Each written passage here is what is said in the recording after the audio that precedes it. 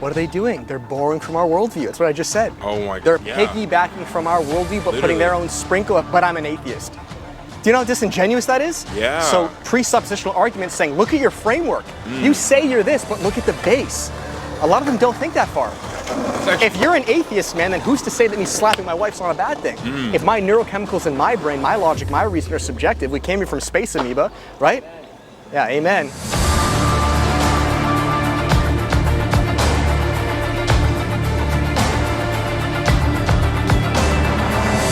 Do you believe there's only one correct religion? That's a very good question. Yeah, because Jesus does. Okay. He says, I am the way, the truth, and the life. No one can come to the Father but by him. So that, a lot of people too, I'm just gonna let this truck pass, okay? That's cool with me. One sec. So anyways, this is very important. A lot of people, man, because you're a Christian, they're gonna say, oh, you know, you're kind of bigoted because you're saying there's only one way. You're saying then the Muslim of this. I'm just reciting the Bible. Jesus makes it very clear that he's the only way. So by default, that therefore means you can't go to heaven through Islam, you can't go to heaven through Muhammad, through Confucius, through Hinduism. So yes, he's the only way. But now we would explain why is he the only way. Do you want me to give you reasons on why I think you should over like a different religion? Of course. Okay, so first and foremost, let's go from atheism to theism, okay? With atheism, let's just say you're your own God. I would go down to some problems with atheism. Number one is morality, okay? So to the atheist, do you think they have an objective or a subjective morality? Like, can they say something is objectively right and wrong, or is everything kind of gray? To Might the be atheist, a bit gray, subjective. It's gray, exactly. Yes, exactly. It's subjective. The problem with that, man, is that in the 1940s, let's bring up atrocities. The 1940s. So, okay, let me give you an example. If it is subjective, do you know what it actually comes down to? What their morality comes down to? If it's subjective, it comes down to the moral consensus. Do enough people agree with that? Okay. Right. Let's say it's based on the moral consensus and law. What if in the 1940s the moral consensus and the law was that's a Jewish guy, you can take him out. Or even slavery beforehand in the 1800s, oh, that's just a black guy. The moral consensus was that, and it was legal. So if that's their morality, who's to say then in 100 years' time, they say, you know what, every Asian person, nuke them. Right. The moral consensus agrees with it, so how can we objectify? Where with us as a Christian, we have a moral framework. We know that we're all made in the image of God, therefore I can objectively say it's wrong. Okay. Does that make sense? Yeah. Basically, with no like moral compass, you're screwed. Your morality is subject to change. You're screwed. Okay, yes, that makes exactly. Sense. That does and make here's sense. and push them on this too. Challenge them on this. A lot of people say they're atheists. You're not actually atheists. What they're doing is they're borrowing from the Christian worldview system, morality, ethics. Law, or the universities were built by Christians, our law was built by Christians, the West was built by Christians. So you're telling me you're an atheist, but you're borrowing our law, universities, healthcare, morality, but what they're doing is they're sprinkling on their own little whatever I want to do, okay? If you're truly an atheist, the furthest logical conclusion of that, man, is eugenics. And what is eugenics? I'll give you an example, right? There are 1 million abortions a year in America. Okay. The moral consensus is that that's not a human, that's just a parasite. You know who goes out and abolishes abortion, or who's trying to? You know who abolished slavery in the 1800s in the UK? Do you know who did that? Who did? Christians. William Wilberforce, guys like that. Now they'll bring up other examples where it was like, yeah, but Christians instilled that. Okay, bad people can misrepresent the Bible, but whose fault is that? Is that Jesus' fault or man's fault? Man's fault. So if I play Beethoven, I'm just giving you examples, right? If I play Beethoven and I butcher it, I don't know piano for crap, is that Beethoven's fault or my fault? It's your fault. My fault. Man is always going to use things for bad. And that's why later on they realize, yo guys, we screwed up. The Bible says, and Paul says, there is neither free nor slave, nor Jew nor Greek, etc., etc. So they abolished it. But did something fall? Yeah. Oh, it's okay. Thanks, man. So anyways, the first thing I would use for them is morality. The second thing I would use for them is where do they say life began? The atheist. Pretend you're the atheist. How did life start? Where did we come from? Evolution. Okay, good. Before evolution, what happened? Like, how did the world get here? The Big Bang. What created the Big Bang? The Big Bang created the Big Bang. So that wouldn't make sense. So atheists themselves acknowledge. So what created the Big Bang, though? Keep going further back. Because something can't just create itself. Okay. Something had to... Atheists believe in causality and effect. So if I keep tipping dominoes further and further and further, something tipped that domino. To the atheist, what do you think they would say tipped that domino? Or created the Big Bang? I don't think they'd have an answer. They don't have an answer. So our answer logically is that there was some being outside space, time, and matter, because we know that space, time, and matter happen at the exact same time. That's Einstein's law of general relativity. If space, time, and matter happen at the same time, and we know the universe is expanding, and an atheist doesn't know how that happened, I think it's more logical to say a being outside space, time, and matter created that at his, whether it was his breath, whether meteors collided, but God created that because he's eternal. He's outside space, time, and matter. Does that make sense? It does. So the atheists, they're in a worse boat than we are with that. They'll say maybe it's the multiverse, things like this. Okay, but what created the multiverse? There has to be something outside space, time, and matter. And that's why, you know, philosophers like Plato, Aristotle, Socrates, you heard of that? They believed in the unmoved mover. So this is not like this idea this idea of a God creating this. It's not like a foreign concept. And the last thing I'll say too is evolution. Evolution is completely, it's a theory. You have to understand that Charles Darwin, his theory was evolution as a process, not as an origin place. Right. So already, they have to account somehow from the universe coming from nothing to something. That's called abiogenesis. They have no clue how that happened. We do. Let's just give them the benefit of the doubt. Say, okay, the universe created from nothing. Now how did we evolve? What do you think they would say? Cellular multiplication, probably. Yeah, well, they would say we came from monkeys. They would say that we had a common ancestor. I'm not going to go too in depth in this, man, but essentially, bro, it's a lot more flawed than you think. There's no definitive proof that we have a common ancestor. Now, what they do is they've taken a few species, like Australopithecus, et cetera, that are monkeys, they're full apes, but they look a little bit like humans, like they might have femurs that are slightly longer. So they make this presupposition to say, like, oh, therefore, we definitively know we came from apes. That's not true. Most than likely what happened, bro, there are a few intermediary fossils, which they use as the missing links. Like, oh, you see, that's in between the fish. Because how evolutionists believe is they believe slime hit a rock, okay, that rock turned to a fish, turned to an amphibian, turned to a reptile, turned to a mammal. That's what they believe. Now, to us, we've never observed that any time throughout history, ever. A genus of a species has never evolved from a different genus, meaning a dog's never evolved from a cat's never evolved from a monkey. To them, they believe it.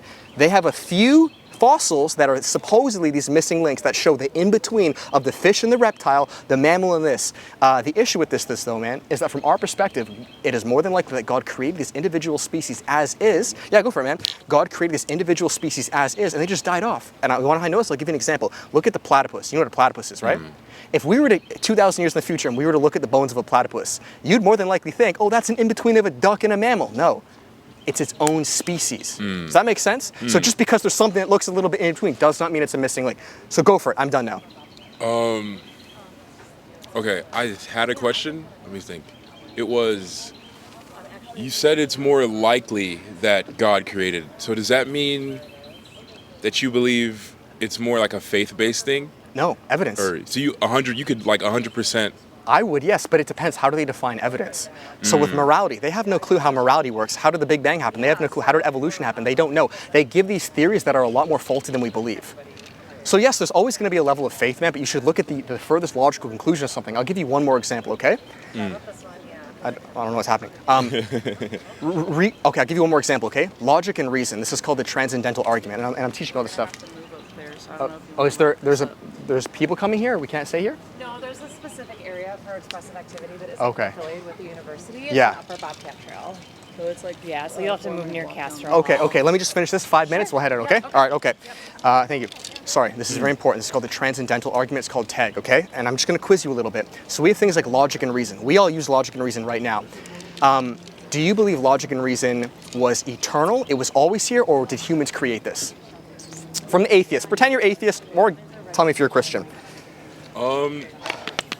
Like, was it always here on the universe, or did humans create it as a human concept? It was always here. I don't think humans. Okay, good. So a lot of them aren't going to say that, though. Right. I think it's a human concept. Okay, Really? okay, so yes. Well, atheists will say that yes. They'll say, you know, as time evolved, we use logic and reason. How did they create logic and reason? What did they use? What faculties?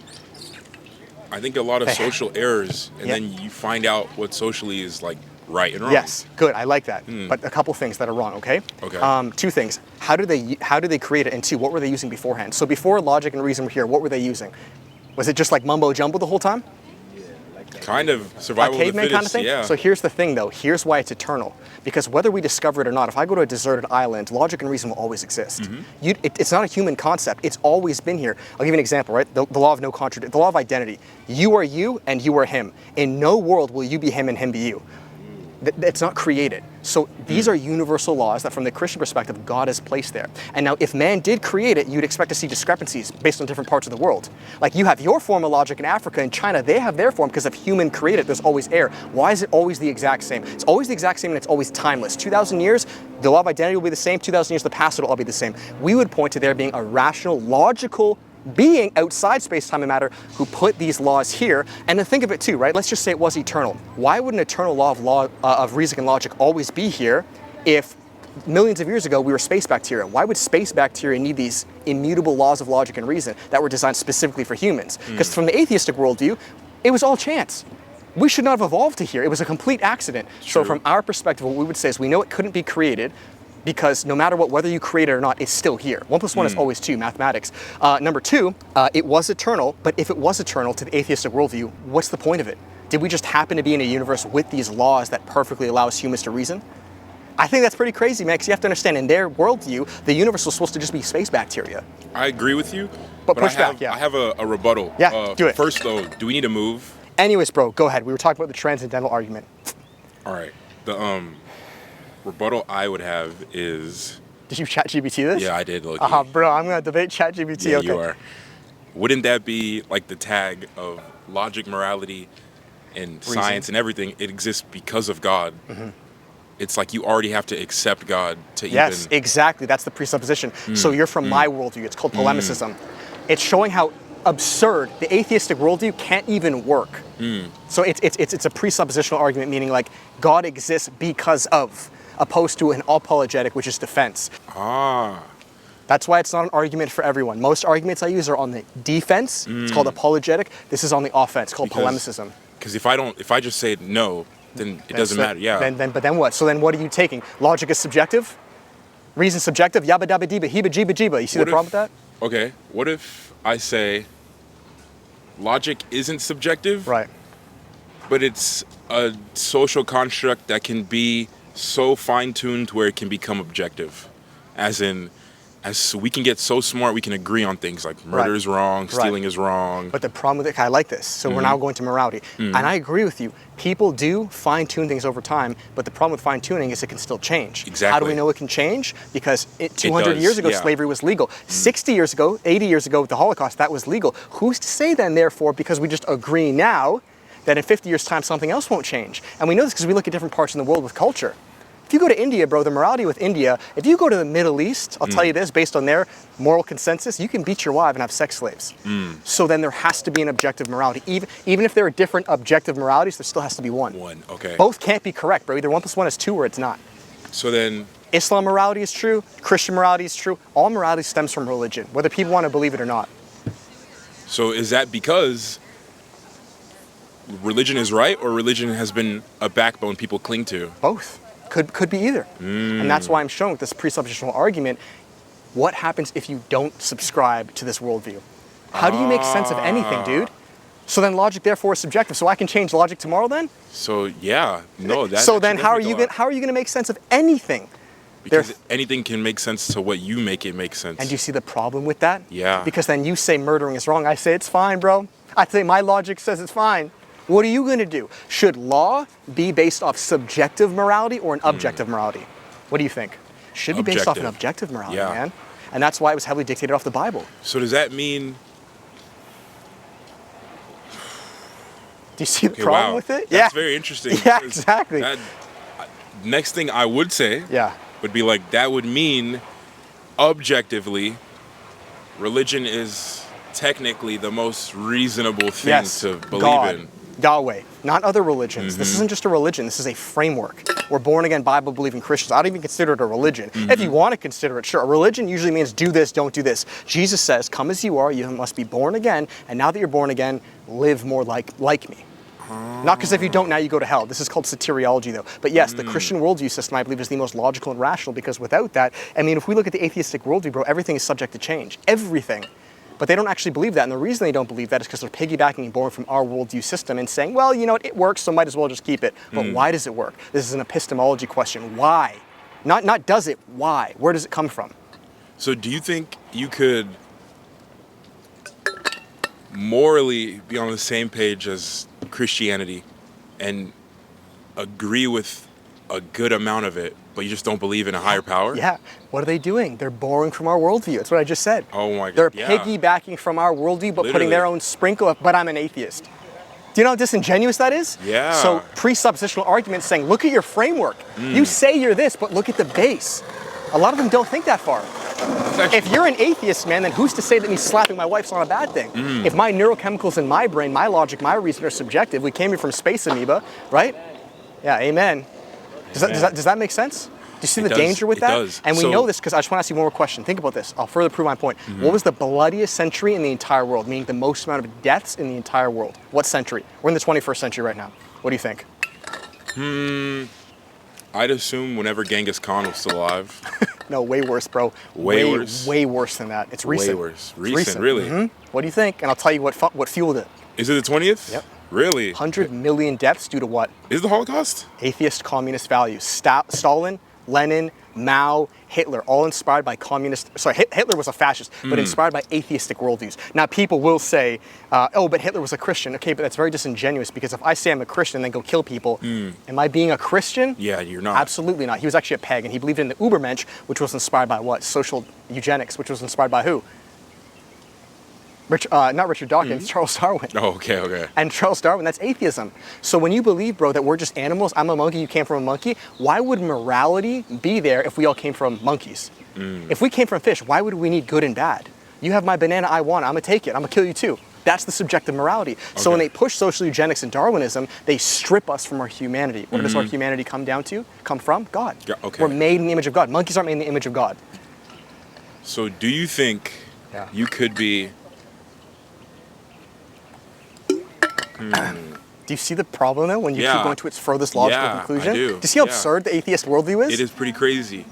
They don't actually believe in it, bro. Because it's basically you can leech off of religion, but put your own your sprinkle. worldview. Yeah, it's literally that's what it is. But what happens if I remove your framework and you just have your sprinkle? Now use that. Doesn't work. All right, guys, that is the end of the video. Hopefully you guys enjoyed. If you guys did, make sure to give it a thumbs up, comment, subscribe. The one plug we'll finish it on here, guys, is if you want to fund this ministry, it's just myself and Mallory. We go to these universities, travel all around Texas, and soon to be the States. You guys can gift into the ministry below. We use all these proceeds, and we appreciate you guys so much. On top of that, guys, there is always evangelism or apologetic coaching. This has really been growing as of late. Whether you guys want to get up to these campuses, better learn the gospel, or how to give a defense and attack other people's worldview, whether that's atheism, Islam, LGBT, abortion, secularism, you name it. Spots are always open down below, and I love speaking with you guys. Thank you so much. Have an amazing day, and go share Jesus with someone you know. Till then, guys, much love. Peace.